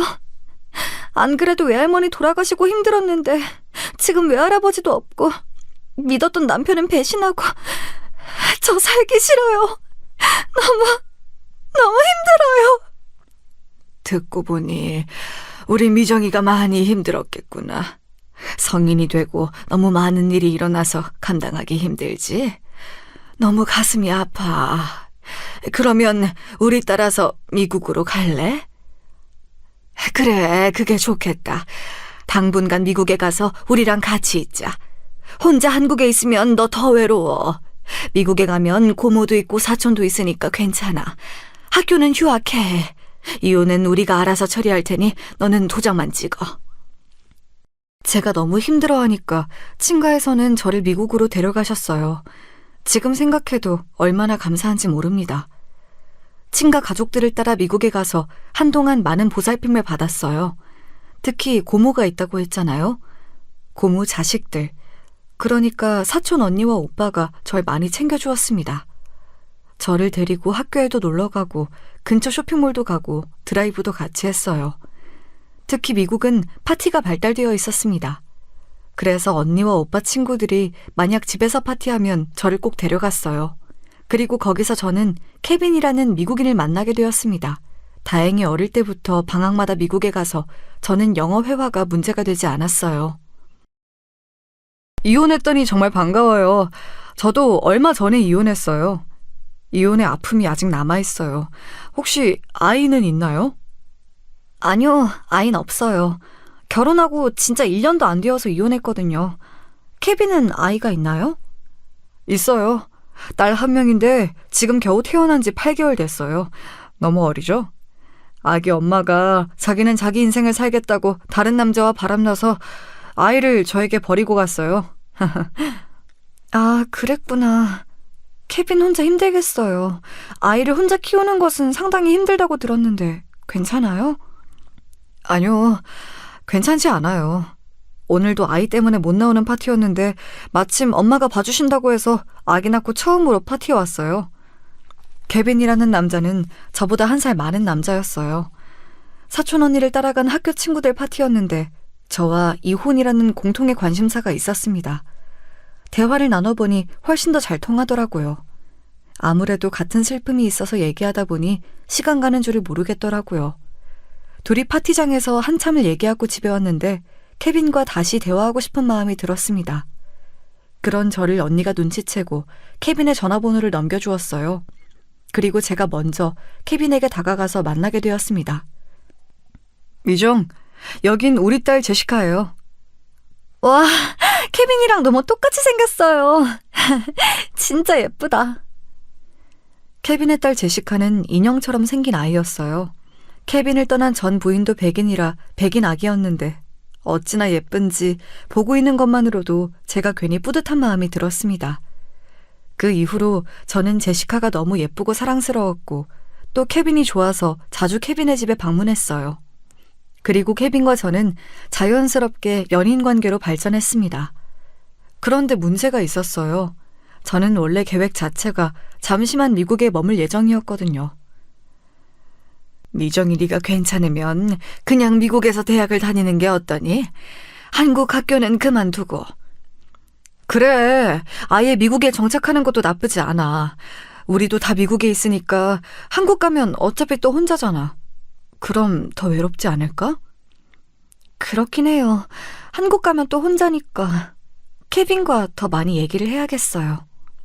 케빈도 저도 서로 마음이 이미 통한 사이라 케빈은 너무나도 좋아했어요. 제가 미국에 남을 수도 있다는 소식에 케빈은 프로포즈를 저에게 했죠. 케빈의 부모님은 미국인답게 상당히 열린 마음이었어요. 반가워요. 우리 앞으로 잘 지내봐요. 가족이 된 것을 환영합니다. 잘 부탁드려요. 제시카에게 제가 엄마가 된다니 너무 기뻐요. 그렇게 우리는 케빈과 제시카를 키우며 미국에서 행복한 신혼생활을 보냈어요. 하루하루가 너무 행복해서 전 남편은 기억도 나지 않았습니다. 케빈과 저는 사소한 다툼도 한 적이 없어요. 서로가 운명이라고 느꼈죠. 그런데 문제는 저였어요. 제가 아무리 외로워서 보살핌이 필요해서 미국에 왔어도 저는 한국인이었어요. 친가 가족들이 저를 잘 돌봐주어도 저는 대부분의 시간을 한국에서 보낸 사람이었습니다. 케빈은 너무 사랑스러웠고 제시카도 좋았지만 한국이 그리웠어요. 안정된 관계를 맺으니 고국이 그리워지는 것은 어쩔 수 없었죠. 제가 향수병이 발생하자 케빈은 그런 저를 안타까워했어요. 그러던 어느 날 케빈이 깜짝 놀랄 소식을 전해주었습니다. 자기, 나 한국 지사로 발령 신청했어. 우리 한국 가서 살자. 제시카가 나중에 다닐 국제학교도 내가 미리 알아봤어. 회사에서 요즘 한국으로 시장 진출을 할 계획이라 흔쾌히 허락했어. 나 너무 기뻐. 당신의 고향에서 같이 살자. 뭐라고, 케빈? 그게 진짜야? 나 지금 너무 행복해서 말이 나오지 않아. 이게 무슨 말이야? 한국을 간다고? 내가 케빈이랑 제시카랑 같이 한국을? 세상에, 믿기지 않아. 케빈의 회사가 한국 진출을 하며 한국에 갈 사람을 뽑고 있길래 케빈은 바로 신청했다고 했어요. 무려 저를 위해 그런 결정을 내린 케빈을 보고 저는 너무 기뻤습니다. 그리고 케빈과 저는 가족들의 응원을 받으며 한국으로 돌아왔어요. 한국으로 와서도 케빈과 저는 부부싸움도 하지 않고 매우 잘 지냈어요. 케빈은 여전히 상냥했고 제시카는 사랑스러웠어요. 그때가 결혼하고 겨우 1년이 지났을 무렵이에요. 한국에서 한 첫 번째 결혼은 생각도 나지 않았어요. 한국에 와서 케빈과 같이 외할아버지와 외할머니가 계신 납골당도 같이 방문했습니다. 이렇게 저는 평생 케빈과 행복하게 살 줄 알았어요. 하지만 그건 제 착각이었습니다. 어느 날 갑자기 케빈이 전조 증상도 하나 없이 쓰러졌어요. 너무 놀라 응급실로 가는 내내 눈물이 멈추질 않았습니다. 몸을 심하게 떨어서 과호흡까지 왔죠. 병원에 도착해서 의사 말을 듣고 저는 더 놀라 주저앉았어요. 이런 말씀 드리기 죄송하지만 살 날이 얼마 남지 않았어요. 이미 암이 온몸으로 퍼진 상태입니다. 여기서 손을 써도 힘들어서 집에서 편히 쉬다 가시는 게 좋을 것 같아요. 의사는 케빈이 대장암에 걸렸다고 말했어요. 겨우 한국에 온 지 몇 개월이 지나지 않은 상태였습니다. 미국에 가서 치료하려고 했는데 케빈이 거절했어요. 자기야, 미안해. 결혼하고 내가 이렇게 바로 아플 줄은 몰랐어. 나는 당신 정말 사랑했어. 먼저 가서 미안해. 자기야, 안 돼, 케빈. 왜 내가 사랑하는 사람들은 다 나를 떠나는 거야? 안 돼, 제발 가지 마, 안 돼. 자기야, 염치 없는 것은 알지만 우리 딸 사랑스러운 제시카를 부탁해. 당신하고 피 한 방울 섞이지 않은 남이라는 것을 알아. 그래도 미안해. 케빈은 몇 달 후에 하늘로 가게 되었어요. 미국에서 친가 가족들이 다시 넘어왔고 케빈 부모님도 오셨습니다. 결혼하고 2번이나 남편을 잃게 된 저는 제정신이 아니었어요. 하지만 예전과는 달랐습니다. 첫 남편은 배신감이 들었다면 2번째는 슬픔이 더 컸어요. 그런 저에게 친할머니는 진지하게 말씀하셨어요. 미정아, 아이는 입양 보내던지 네 시부모님에게 주어라. 냉정하게 네가 책임질 필요는 없어. 너 저 아이 알게 된 지 얼마나 됐다고 평생을 책임져. 안 된다. 네 인생 살아야지. 너 아직 너무 어려. 대학에 복학하고 대학 졸업이 먼저야. 알지? 그래도 케빈의 마지막 유언이 제시카였어요. 저도 제시카에게 정 많이 들었어요. 이대로 입양은 절대 안 돼요. 그리고 케빈 부모님은 이미 케빈의 형 자식들을 돌보고 계시잖아요. 얘가 무슨 소리 하는 거야? 그러면 너 지금 생판 피 한 방울 안 섞인 미국인을 네 딸로 키운다는 거니? 이게 무슨 말도 안 되는 소리야. 정신 차려. 내가 하다못해 한국인이면 생각이라도 해보라고 할 텐데 미국인을 한국에서 키운다는 게 말이 되니? 쟤는 너랑 아예 관계없는 아이야. 그래도 정들었는데 어떻게 제가 제시카를 포기해요. 만약 케빈이 저한테 잘못했거나 혹은 우리의 관계가 나빴으면 저도 이런 생각 안 해요. 하지만 케빈은 저에게 최선을 다했어요. 제가 그 사람한테 할 수 있는 최선이에요. 실제로 저는 제시카를 어떻게든 책임져야 한다고 생각했어요. 케빈의 분신이라고 생각했었죠. 지금 생각하면 웃기지도 않은 생각이에요. 그냥 그때 미국으로 돌려보내거나 친할머니의 말을 따랐어야 했어요. 하지만 그 당시에 저는 제시카를 어떻게든 책임져야 한다는 생각이 매우 강했습니다. 제시카가 한국인, 아니 저와 피 한 방울이 섞이지 않았어도 제 딸이라고 생각했어요.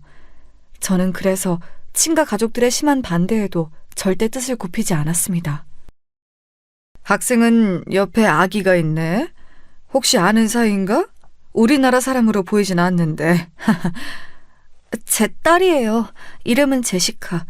집에 돌봐줄 사람이 없어서 데리고 왔어요. 그래도 조용히 잘 있으니까 봐주세요. 죄송합니다. 저는 실제로 대학에 다닐 때 제시카를 데리고 다녔어요. 다행히 고등학교가 아니라 대학교라 다행이었죠. 제시카가 정말 예쁘게 생겨서 제 친구들은 제시카를 데려오면 매우 좋아했습니다. 교수님들도 처음에는 당황하셨지만 나중에 제시카가 조용히 앉아서 그림을 그리는 것을 보고 예뻐해 주셨어요. 아이를 혼자 키우는 것은 생각보다 더 힘든 일이었어요. 저는 아이의 육아에 대한 지식이 없었거든요. 하지만 외할아버지가 남긴 재산이 있어서 그걸로 집안일을 해주는 팥줄부를 두고 있으니 괜찮았습니다. 또 제시카가 자라며 어린이집과 유치원을 다닌 후로는 제가 더 편해졌어요. 제시카가 자라면서 한동안 자기 정체성에 대해 고민을 많이 하기도 했습니다. 엄마, 왜 내 친구들하고 나는 다르게 생겼어? 친구들이 나 다른 나라 외계인이래. 나만 다르게 생겨서 어색한가 봐. 제시카는 미국인이라 그래. 괜찮아. 그렇다고 잘못된 것은 아니야. 이렇게 엄마가 사랑하는데 그게 뭐가 문제야? 그렇지? 맞아. 그런데 왜 나는 아빠가 없어? 다른 친구들은 다 아빠가 있는데 나는 없어서 속상해. 아빠는 저기 하늘에 있어. 제시카, 하늘 봐봐. 저기 아빠가 우리를 보고 계셔. 아빠 보고 싶으면 하늘을 보면 돼. 알겠지? 제시카는 남들과 다른 본인의 외모에 많이 혼란스러워했어요. 그리고 케빈이 죽었으니 아빠가 없잖아요. 거기에 대해서도 많이 결핍을 느꼈습니다.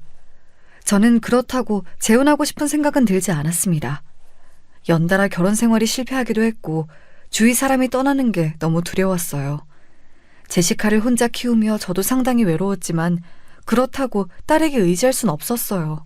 제가 더 강해져야 한다고 생각했죠. 학교를 졸업하고 취업해야 했는데 제시카가 있으니 그것도 쉽지 않았어요. 물론 외가가 남겨준 재산이 있어 딱히 일하지 않아도 되었어요. 하지만 학교를 졸업하고 사회생활을 전혀 하지 않고 집에서 아이만 키우려니 여간 힘든 일이 아니었습니다. 그래서 나 이번에 취업한 곳은 얼마나 일이 힘든지 알아? 아휴, 그냥 저번 회사에 있을 걸 그랬어.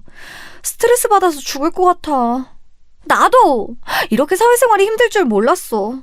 나는 그래서 미정이 네가 부러워. 이렇게 부잣집에서 살면 무슨 기분이야? 게다가 인형 같은 딸도 있잖아.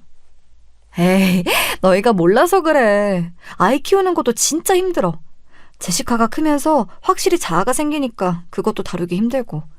나는 너희가 오히려 부럽다. 야, 그렇다고 부자가 우리를 부러워하면 어떡해? 친구들이 집에 놀러와서 제가 부럽다고 할 때마다 저는 오히려 그 친구들이 부럽다고 말했어요. 그리고 그건 진실이었어요. 그리고 제시카가 학교에 들어가고 그 마음은 더 심해졌습니다. 사실 제시카의 친가, 그러니까 우리 시부모님은 넉넉한 형편은 아니었어요. 그래서 제시카 양육에 대한 비용은 오로지 다 제가 부담했습니다. 실제로 제가 제시카를 시댁에 맡기지 못한 이유도 돈 때문이었거든요. 이미 케빈의 형의 자식들을 육아하고 계셨는데 연애하면서 본 모습이 너무 충격적이었어요. 제대로 학교에 다니지도 못하고 교육도 받지 못한 채로 집에서 텔레비전을 보기 바빴거든요. 그래서 제시카를 어떻게든 한국에서 제가 키우고 싶었습니다. 엄마, 나 미국 가고 싶어. 저번에 미국 갔을 때 너무 좋았단 말이야. 거기는 나와 똑같이 생긴 사람이 대다수야. 그리고 생각하는 것도 나랑 비슷해. 한국은 너무 좁고 답답해. 이번에 방학하면 미국 가잖아. 조금만 참아. 곧 있으면 방학이니까 가서 몇 달 있다가 오자. 알겠지? 왜 방학마다 가는 거야? 그냥 나 완전히 미국 가서 살면 안 되는 거야? 엄마도 그냥 같이 미국에 가자. 나를 위해 그 정도는 해줄 수 있는 거 아니야? 엄마가 미국에 잠시 있으면 괜찮은데 오래 있으면 힘들어서 그래. 제시카 네가 그건 이해해줘. 그럼 나는? 나는 한국에 있는 게 힘들어. 왜 내 의견은 존중하지 않아? 제시카 너는 애초에 2살부터 한국에서 살았잖아. 만약 네가 성인이 되어 한국에 온 거면 네 의견을 존중하지. 엄마 힘들어. 너무 날석에 말하지 마. 제시카는 한국에서 지내는 것을 별로 좋아하지 않았어요. 아마 인종도 다른 제가 엄마로 있고 본인의 진짜 가족은 미국에 있는 시부모님이라고 생각하는 것 같았죠. 하지만 저는 제가 미국에서 계속 살면 버티는 것이 힘들 거라고 이미 알고 있었어요. 이 문제로 제시카가 사춘기 때 저와 많은 갈등이 있었습니다. 그럴 때마다 얼마나 힘들었는지 몰라요. 밤에 외할아버지와 외할머니가 너무 그립고 케빈이 보고 싶어 잠도 못 자고 그리워한 적도 수도 없이 많아요. 제 돈으로 제시카를 방학마다 미국에 보내주고 혼자 양육하는 게 쉽지만은 않았죠. 엄마, 나 진짜 엄마랑 연락이 닿았어. 미국 가서 보고 오고 싶어. 뭐? 친엄마 말하는 거야? 어쩌다 연락이 닿은 거야? 언제? 어디서 연락이 왔어? 얼마 전에 미국 갔을 때 친할머니 집에 있는데 누가 찾아왔어. 처음 보는 여자였는데 내 엄마래. 나는 기억도 나지 않았지만. 그런데 있잖아. 핏줄이란 게 진짜 신기하더라. 딱 보자마자 내 엄마인 걸 나도 눈치챘어. 그래서 둘이 껴안고 얼마나 울었는지 몰라. 그랬구나. 너는 친엄마를 봐서 기분이 좋았어? 좋았지. 내가 항상 말했잖아. 나를 낳은 친엄마가 어떤 사람인지 궁금했는데 나랑 같은 금발머리 미국인이더라. 내가 늙으면 저런 사람이 되는 건가 싶었어. 그래서 우리가 같이 막 쇼핑도 하고 아빠 얘기도 했어. 아빠랑 처음에 대학교에서 만났다고 하더라. 그래서 같이 대학에 가서 걷기도 했지. 신이 난 채로 본인 친엄마를 만났다고 전하는 제시카를 보며 저는 씁쓸함을 많이 느꼈어요. 저는 사랑으로 딸을 키웠거든요. 진짜 살면서 부족함이라곤 눈을 씻고 찾아볼 수도 없었어요. 먹는 것부터 옷 입는 것까지 뭐 하나 비싸지 않은 것이 없었어요. 아이가 워낙 자라면서 정체성에 대해 혼란을 느끼기에 일부러 국제학교도 보냈습니다. 외국인들과 접촉을 많이 시켜주면서 한국에서 잘 지낼 수 있게 도와주었죠. 그런데 제시카의 입에서 친엄마를 만났으며 얼마나 즐거웠는지 얘기를 들으니 속상한 마음이 들었습니다. 하지만 아기가 너무 기뻐하니까 티를 낼 수도 없었어요. 저는 제가 낳은 아이가 없으니 제시카가 친자식이라고 생각했거든요. 비록 인종은 달라도 제가 낳은 게 아니어도 사랑을 충분히 주었습니다. 엄마, 그래서 그러는데 나 미국에 가서 친엄마 보고 와도 돼? 사실 친엄마한테는 이미 간다고 말했어. 지금은 학기 중이니까 방학하면 갔다 와. 그래? 알겠어. 엄마도 그건 이해할 거야. 와, 신난다. 가서 아빠랑 엄마가 데이트했던 곳에 가서 피자도 시켜 먹기로 했어. 제시카는 그런 제 속도 모르고 아주 기뻐했어요. 저도 그 모습을 보고 최대한 긍정적으로 생각하려고 노력했습니다. 그래서 실제로 방학이 되고 저는 제 돈을 써서 제시카를 미국으로 보내 친엄마를 만나게 했습니다. 그때가 제시카가 고등학생이었는데 고등학교 내내 제시카는 방학마다 본인의 친엄마를 만나러 갔어요. 미정이 너는 속도 좋다. 그렇게 아기 버리고 갔다가 다 키운 후에 온 친엄마한테 제시카를 보여주고 싶어? 나였으면 안 보여줘. 한국에서 힘들게 키운 아이를 괜히 흔들리게.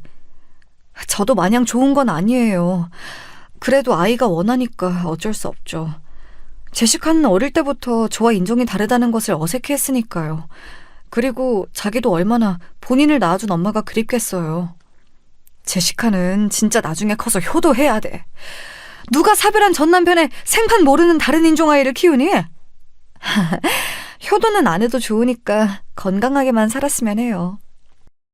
저는 실제로 제시카를 키우며 효도는 바라지도 않았어요. 그저 케빈의 분신이라 생각하고 행복하길 바랐죠. 그렇게 제시카는 어느새 성인이 되었습니다. 키울 땐 힘들었는데 막상 제시카가 성인이 되니까 느낌이 이상했어요. 언제 시간이 이렇게 흘렀나 싶기도 하고 또 하늘로 간 케빈이 그립기도 했죠. 케빈과 저는 진심으로 서로를 사랑했으니까요. 제시카는 한국에 있는 대학에 진학했어요. 엄마, 나 오늘 학교 끝나고 약속 있어서 늦게 와. 엄마 먼저 자고 있어. 기다리지 말고, 알겠지? 그래, 알았어. 그래도 너무 무리하지 말고 조금만 놀아. 술 많이 마시지 말고. 위험하니까. 그리고 혹시라도 무슨 일 있으면 바로 엄마한테 전화하는 거 잊지 말고. 알겠어?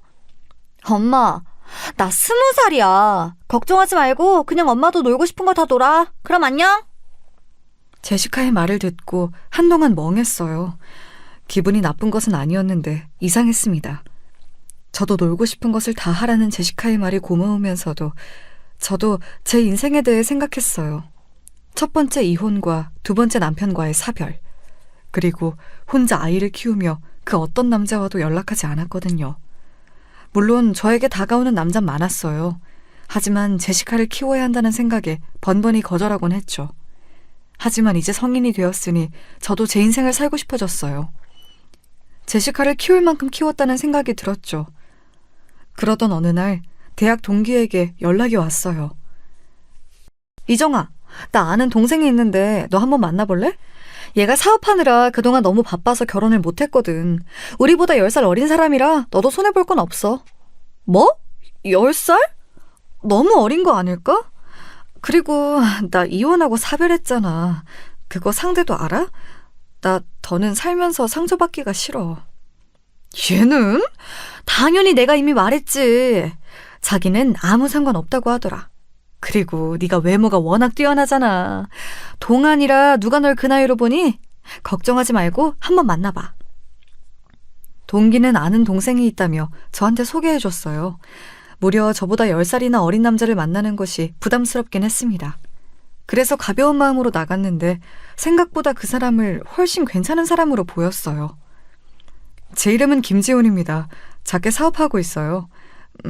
그동안 일이 중요해서 사람을 제대로 만나지 못했어요.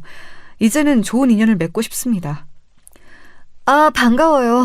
저도 어릴 때 아픈 기억이 많아서 한동안 아이를 혼자 키우느라 연애 생각이 전혀 없었어요. 사람도 아는 사람만 만났죠. 혼자 아이를 키우는 게 쉬운 일은 아니죠. 그래도 워낙 여유가 있으시니 그건 다행이네요. 원래 금전적인 게 제일 힘들잖아요. 아이고, 제가 무슨 소리를 하는 거죠? 이건 잊어주세요. 재훈과 저는 급속도로 가까워졌어요. 둘 다 한동안 사람을 만나지 못해서 참아오던 욕구가 샘솟았죠. 재훈 씨는 부모가 없는 고아였어요. 보육원 출신인데 어렵게 자랐더라고요. 힘든 상황 속에서 열심히 살았던 게 보였어요. 제가 키운 것도 아닌데 참 기특하게 느껴졌습니다. 그런데 재훈 씨는 저에게 노골적으로 결혼하자는 의도를 보였지만 저는 결혼하고 싶은 마음은 없었어요. 정확히 말하면 같이 살 순 있어도 혼인신고를 하기는 싫었습니다. 그때 저는 변호사님과 상담을 자주 했는데 재산 상속에 있어서 어떻게 할지 고민 중이었거든요. 당장 제가 죽으면 이 재산을 사회에 환원할지 제시카에게 넘길지도 고민이었죠. 그래서 혼인신고를 하면 복잡해져서 일단 같이 사는 것을 먼저 하기로 했습니다. 그리고 같이 살게 된다면 제시카와 재훈 씨를 서로 소개해야 했어요. 그래서 자리를 마련해서 둘을 소개했습니다. 자, 여기는 내 딸 제시카, 그리고 여기는 엄마의 새로운 남편인 재훈. 인사해. 와, 반가워요. 제 발음 괜찮아요? 많이 연습했어요. 훌륭해요. 아니면 한국말로 하셔도 괜찮아요. 어차피 저는 한국에서 자라서 둘 다 익숙해요. 둘은 영어와 한국어를 섞었으며 화기애애한 분위기를 만들었어요. 만나기 전엔 걱정했는데 막상 만나니까 둘이 잘 어울리는 것을 보고 얼마나 뿌듯했는지 모릅니다. 재훈 씨와 사는 것은 그래도 꽤 즐거웠어요. 물론 케빈과 살았던 것처럼 애정이 샘솟고 안 보면 보고 싶고 그런 마음은 아니었지만 그래도 행복했다고 말할 수 있어요. 와, 저 제주도 처음 와요. 이렇게 예쁜 바다가 있을 줄은 몰랐어요. 저는 바다를 본 경험도 많지 않거든요. 너무 예쁘다. 제시카, 저기 가서 서. 내가 사진 찍어줄게. 고마워요. 엄마랑 어릴 때 와보고 제주도는 처음이라 설레요. 그래? 제시카가 워낙 외모가 뛰어나서 그런가 사진이 되게 잘 봤네. 뭐 먹고 싶은 거 있으면 말하렴. 제시카와 재훈 씨를 데리고 같이 여행도 다녔어요. 제주도부터 시작해서 유독 바다를 좋아하던 재훈 씨를 위해 강원도도 얼마나 많이 갔는지 모릅니다. 그리고 그 경비는 오로지 제 돈이었어요.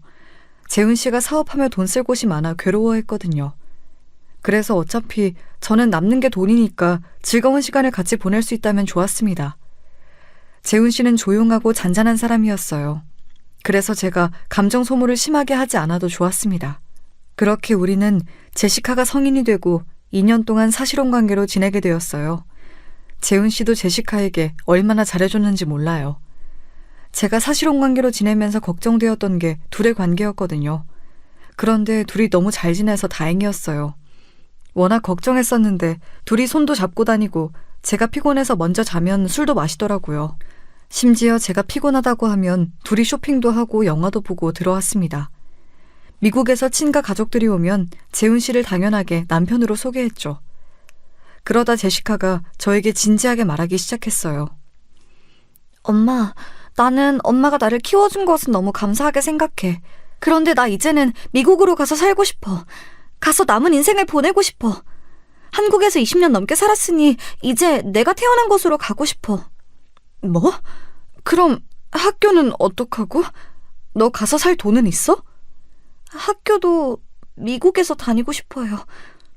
염치 없지만 엄마가 조금만 도와줬으면 좋겠어. 미안해. 너무 갑작스러운 얘기라 일단 생각해보자. 네 마음은 알겠어.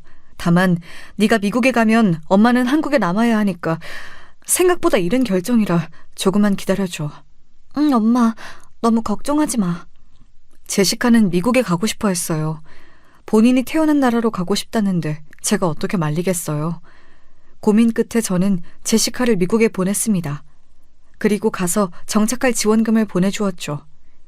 그리고 제시카는 미국으로 떠났는데 점점 제시카와 연락이 안 되기 시작했어요. 제시카가 미국에 가더니 연락이 뜸해졌어.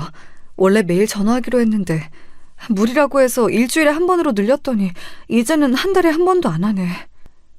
제시카도 본인 인생을 사느라 바쁠 거야. 당신이 이해해줘. 거기서 새로운 삶을 살아야 하니까 얼마나 고통스럽겠어. 나중에는 제시카를 보러 제가 미국에 가지 않으면 아예 연락이 거의 안 되는 지경까지 가게 되었어요. 서운했던 것은 사실이지만 그래도 미국에 가서 훨씬 밝아진 제시카를 보고 키운 정이 있다고 애틋한 마음이 들었습니다. 뭐가 됐든 제시카가 행복하면 된 거니까요. 그렇게 미국으로 제시카가 가니까 저는 부쩍 외로워졌어요. 그동안 한국에서 혼자 딸을 키우며 산 세월이 20년이 넘으니까요. 제 몸의 일부가 사라진 느낌이었죠. 그래서 그때 제 옆에 재훈 씨가 있다는 게 얼마나 위안이 되었는지 모릅니다. 그래서 저도 모르게 재훈 씨에게 많이 의지하게 되었어요. 그런데 제가 의지를 하는 게 느껴졌는지 재훈 씨는 슬슬 본색을 드러내기 시작했습니다. 제가 재훈 씨와 결혼 생활을 하며 거의 모든 돈을 지출했거든요. 재훈 씨는 대략 제가 어느 정도의 돈을 가지고 있는지 유추한 것 같았어요. 여보, 우리 이제 같이 산 지도 꽤 됐잖아. 우리 이제 혼인신고를 하는 게 어때? 나는 이제 당신과 평생을 함께하고 싶어. 그래? 그런데 그런 법적 절차는 내가 변호사를 대동하고 해서. 그럼 김 변호사님께 연락할게. 지금 나랑 결혼하기 싫다는 거야? 싫으면 싫다고 하지. 왜 변호사를 끼고 혼인신고를 해? 우리가 지금 무슨 기업 합병하자는 것도 아니고. 여보, 그게 아니고 나는 여보 충분히 사랑해. 그건 당신도 알잖아. 그게 아니라 나는 늘 이런 법적 사인을 할 때는 변호사님과 함께 하던 게 자연스러워서 그래. 그건 재산 문제가 엮일다고. 당신에게 실망이야. 나랑 법적으로 얽히기 싫다는 말 아니야? 어떻게 그럴 수가 있어? 나만 당신에게 진심이었어? 급기야 재훈 씨는 우리가 앉아있던 소파에서 리모컨을 찾아 바닥으로 던지기 시작했어요. 갑자기 혼자 흥분해서 괴성을 지르며 집안 살림을 박살내기 시작했죠. 그 모습을 보며 많이 당황했습니다. 일단 진정해. 당신 원래 이런 사람이었어? 왜 갑자기 화를 내고 그러는 거야? 차분하게 대화를 하면 되잖아. 왜 이렇게 혼자 흥분하는 거야? 지금 당신이 나랑 결혼하기 싫어하는 게 눈에 보이니까 그렇지. 내가 화가 안 나게 생겼어? 그럼 이제까지 나랑 함께한 시간은 뭐야? 그동안 나를 가지고 논 거야? 무슨 말을 그렇게 해? 내가 뭘 놀아? 내가 오히려 당신한테 쓴 돈이 더 많아. 진짜 나야말로 듣다 보니까 어이가 없네? 나만 당신한테 진심이었네. 나는 당신하고 법적으로 부부가 되길 원했던 건데 당신은 그게 지금 싫은 거잖아. 됐어. 헤어지자. 나 당신하고 못 살아. 실망이야. 뭐? 지금 이렇게 갑작스럽게 이혼을 결정하는 거야? 나는 대화로 해결하길 원했어. 당신은 왜 이래? 이혼? 웃기지 마. 당신하고 나는 애초에 그냥 동거하던 사이, 그 이상 그 이하도 아니잖아? 됐어. 재훈 씨는 정말 사람 자체가 바뀐 기분이 들었어요. 혼자 흥분한 모습을 보며 저는 속으로 혼인신고를 하지 않은 것을 다행으로 여겼습니다. 그렇게 너무나도 허무하게 세 번째 결혼 생활이 끝이 났어요. 만약 이렇게 끝났으면 제가 사연을 제보하지도 않았을 거예요. 지금부터가 제 사연의 절정이니 꼭 끝까지 들어주세요. 재훈 씨가 집을 나가고 한동안 저는 힘든 시간을 보냈어요. 제시카도 제 곁에 없고 연락도 잘 안 되는데 재훈 씨도 저를 떠났으니 외로워서 미치는 줄 알았습니다. 친가 가족들을 보러 미국에 가도 잠시뿐이었어요. 제시카와는 연락도 되지 않아 제가 무려 미국에 갔어도 얼굴을 못 보고 돌아오기도 했습니다. 겨우 연락이 되면 제시카는 늘 바쁘다고 미안하다고 말을 하더라고요. 엄마 미안. 내가 요즘 대학원 준비로 종일 도서관에 있어서 바쁘네. 곧 한국 갈 수도 있으니까 그때 봐요. 그럼 안녕. 섭섭하고 서운했어도 꼭 참았어요. 그리고 재훈 씨를 소개한 친구에게 연락이 왔습니다. 그 친구는 제가 재훈 씨가 저를 떠났다고 했을 때 저에게 미안하다고 계속했던 친구였어요. 본인도 재훈 씨가 그런 인성을 가지고 있는 줄 몰랐다고 하더라고요. 한편 저는 재훈 씨를 진지하게 고소하려고 준비 중이었습니다. 왜냐하면 처음엔 몰랐는데 재훈 씨가 나가고 집안 곳곳에서 귀중품이 없어진 것을 발견했어요. 누가 봐도 재훈 씨가 가져간 것이 분명했죠. 처음에는 그거 없다고 제가 생활이 힘들어지는 게 아니라 그냥 냅두려고 했습니다. 하지만 혼자 생각할수록 괘씸하더라고요. 마침 그래서 변호사님과 상담하고 있었는데 친구에게 급한 연락이 와서 받았어요. 그리고 충격적인 소식을 들었습니다. 아니 미정아, 너 놀라지 말고 차분하게 들어. 걔 결혼한대. 나 진짜 깜짝 놀랐어. 상대는 나도 모르겠어. 자기도 민망한지 소규모로 한다고 하더라. 진짜 기가 막혀. 뭐라고? 나랑 헤어진 지 얼마나 됐다고 결혼을 해? 지금 그게 사실이야? 친구가 전해준 소식은 바로 재훈 씨의 결혼 소식이었어요. 우리 집을 나간 게 얼마 전인데 이게 무슨 소리인가 싶었죠. 저는 날짜를 듣고 그 날짜를 기다리기 시작했어요. 일부러 변호사님과 상담 후에 아무 조치도 취하지 않았어요. 그 결혼식에 가서 깽판을 칠 목적이었거든요. 그리고 결혼식 당일이 되었습니다. 만발의 준비를 하고 도둑놈에게 할 말을 정리해서 결혼식장으로 향했어요. 결혼식장에 가니 정말로 재훈 씨가 있었어요. 일단 한 발 물러서서 신부 얼굴을 확인하고 싶었습니다. 그래서 신부 대기실로 들어갔는데 여러분, 저는 이때 너무 놀라서 그 자리에 주저앉아 쓰러졌어요.